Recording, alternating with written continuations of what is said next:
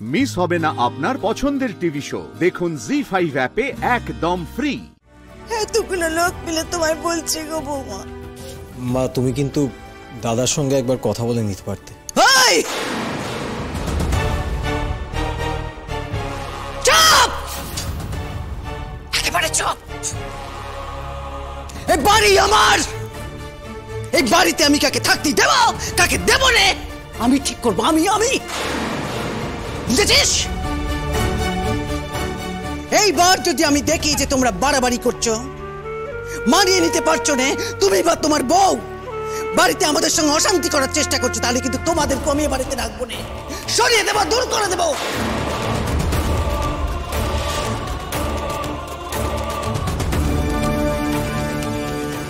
ছেলে বলে কোনো অন্যায় আর সহ্য করবো না, সব কথা বলে দিল।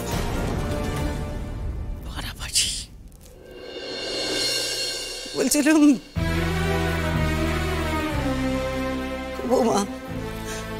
বৌমা গো, ক্ষমা করতে পারবে না আমায়?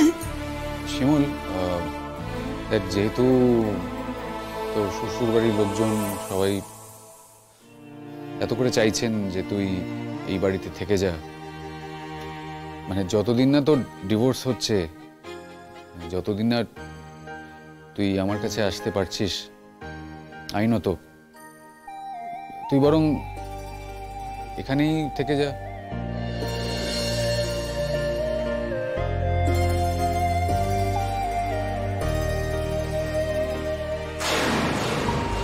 মানে তুই ভেবে দেখ আর কি করবি।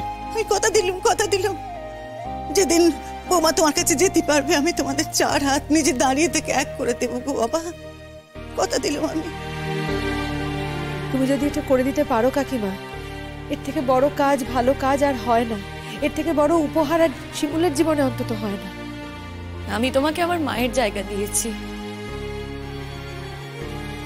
আমার মা যদি থাকতো তাহলেও হয়তো এভাবে আমার পাশে দাঁড়াতো না।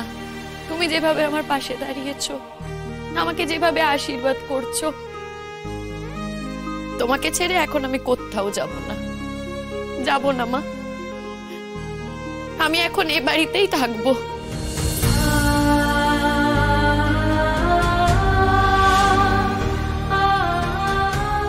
তুমি বাঁচালে শিমুল, তবে এই পাড়া থেকে কিন্তু আমরা তোমাকে কোথাও যেতে দিতাম না। থ্যাংক ইউ শিমুল, তুমি আমাদের বাত শুনলে বলে তোমার কাছে আমাদের ঋণ और ज्यादा বেড়ে গেল। ভালোবাসার ঋণকে এত সহজে শোধ হয় শিষ্যা?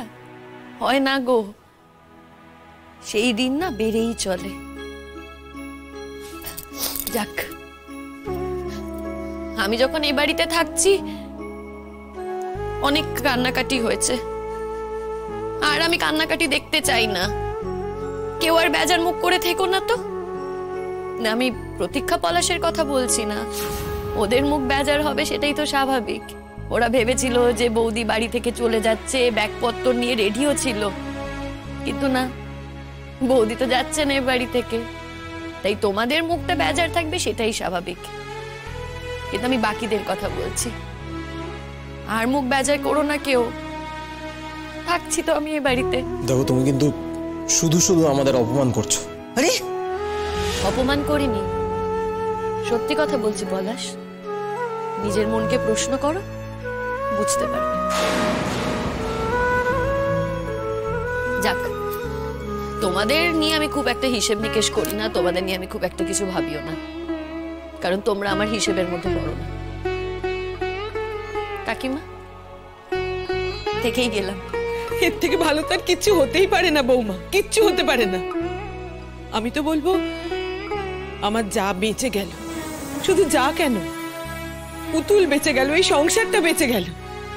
এই সংসারটা তোমার জন্য আবার আশার আলো দেখবে শিমুল। ও শিমুল, তুমি শ্বশুর বাড়ির হয়ে নাই বা থাকলে, ওরা তোমায় ভালোবাসে, তুমি ওদেরকে ভালোবাসো, এই ভালোবাসা নিয়েই নয় থেকে গেলে পরের সম্পর্ক তো অনেক সময় খুব আপন হয় না, কি বলো? হয় না?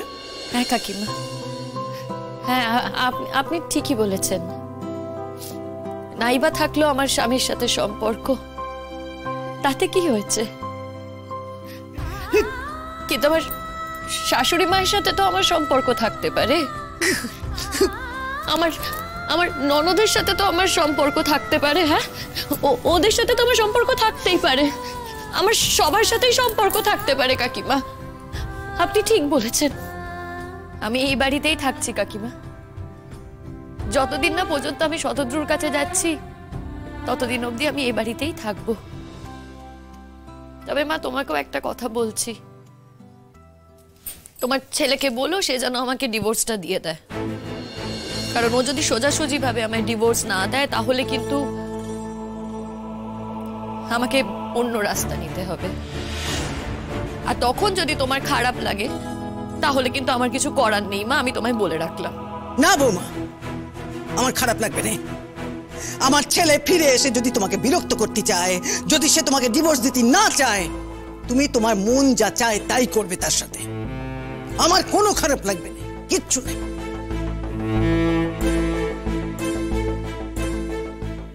একটা কথা বলি তোকে শিমুল, পরাগ ওই প্রিয়াঙ্কা মানে ওই প্রিয়ার ফাঁদে পড়েছে তো, খুব সহজে ডিভোর্স দিতে পারে তোকে, তুই দেখ।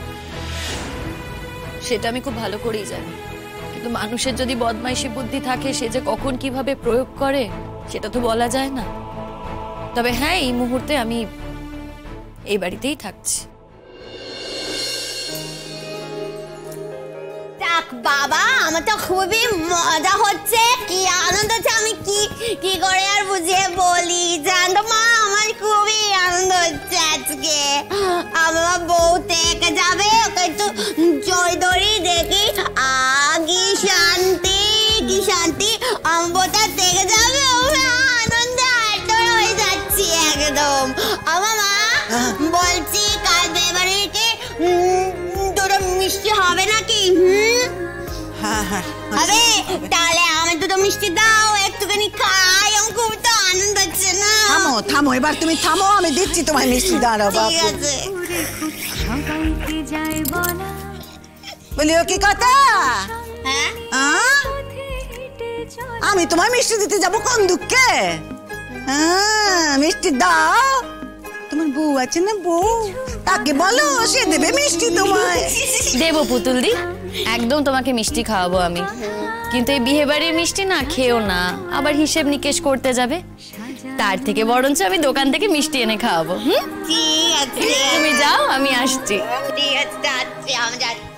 বন্ধুরা সব জড়ো হলে ফুটে কথার খই, কিন্তু সখী বলতো দেখি মনের কথা কই, কারে মনের কথা কই, কার কাছে কই মনের কথা, কার কাছে কই মনের কথা। জি5 ডাউনলোড করুন আর সব এপিসোড দেখুন একদম ফ্রি।